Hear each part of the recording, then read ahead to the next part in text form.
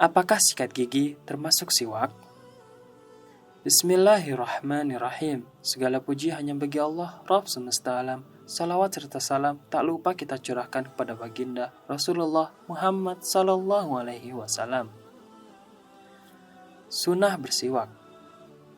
Siwak atau bersiwak memiliki makna membersihkan mulut dan gigi dengan siwak.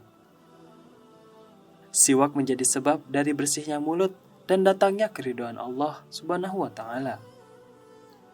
Sebagaimana sabda sebuah hadis, siwak itu membersihkan mulut dan mendatangkan keridhaan Allah Ta'ala. Hadis riwayat Bukhari, Ahmad, dan Nasa'i. Hukum bersiwak atau membersihkan mulut itu sunnah muakkadah, sunnah yang ditekankan.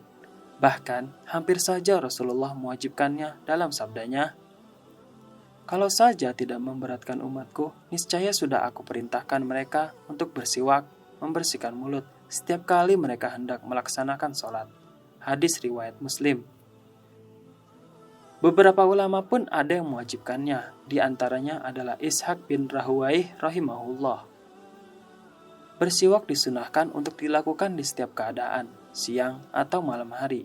Akan tetapi, ada beberapa keadaan di mana bersiwak menjadi lebih ditekankan untuk dilakukan. Di antaranya, pertama, ketika berwudu dan hendak sholat. Kedua, ketika akan masuk rumah dan menemui keluarga kita. Hal ini berdasar hadis Aisyah radhiyallahu anhu yang pernah ditanya, apa yang dilakukan Rasulullah saat hendak masuk ke dalam rumah? Aisyah menjawab, beliau ketika hendak masuk ke dalam rumah, memulai dengan bersiwak, membersihkan mulut. Hadis riwayat Muslim. Ketiga, ketika bangun tidur, entah itu tidur siang ataupun malam, berdasar hadis, Nabi Shallallahu Alaihi Wasallam jika terbangun dari tidur di malam hari, maka yang beliau lakukan adalah mencuci dan memijat mulutnya dengan siwak. Hadis riwayat Bukhari dan Muslim. Keempat, saat bau mulut muncul, mungkin setelah memakan sesuatu yang bau atau karena habis menahan lapar atau karena faktor lain. Kelima, ketika mau masuk masjid, karena bersiwak termasuk salah satu bagian dalam memperhias diri yang Allah Ta'ala perintahkan sebelum masuk ke dalam masjid. Firman-Nya, "Wahai anak cucu Adam, pakailah pakaianmu yang bagus pada setiap memasuki masjid." Quran Surat Al-A'raf ayat 31. Keenam, ketika akan membaca Al-Quran dan mendatangi sebuah majelis ilmu, karena di waktu tersebut ada malaikat bersama kita yang hadir. Apakah penggunaan sikat gigi dan odol dapat menggantikan kedudukan siwak? Di antara dalil bahwa menggosok gigi dengan sikat gigi dan odol termasuk dalam keutamaan siwak ada beberapa hal. Pertama, kata as-siwak itu sendiri secara bahasa berarti perbuatan memijat gigi, tanpa melihat alat apa yang digunakan. Kedua, Nabi Shallallahu Alaihi Wasallam pun dahulu tidak hanya bersiwak dengan ranting pohon arak, namun juga dengan ranting pohon kurma. Ketiga, saat memberi perintah kepada para sahabat untuk bersiwak, Nabi Muhammad Shallallahu Alaihi Wasallam tidak pernah membatasi untuk menggunakan ranting pohon tertentu.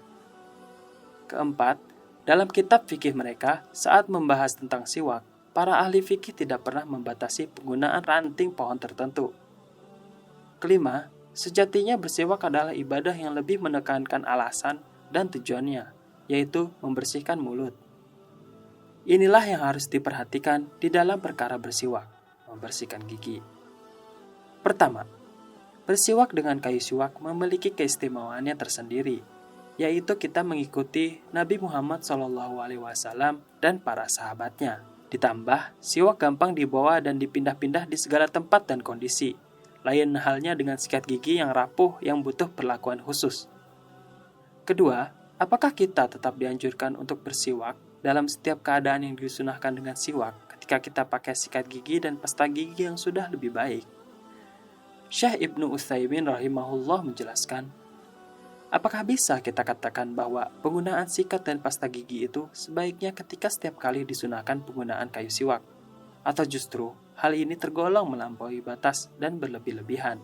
Karena barangkali berdampak pada mulut, baik berupa bau, luka, atau semisalnya. maka hal ini perlu pembahasan lebih lanjut. Juga bisa jadi penggunaan sikat dan pasta gigi yang berlebihan dapat menjerumuskan kita pada perbuatan israf atau pemborosan. Wallahu a'lam bishawab.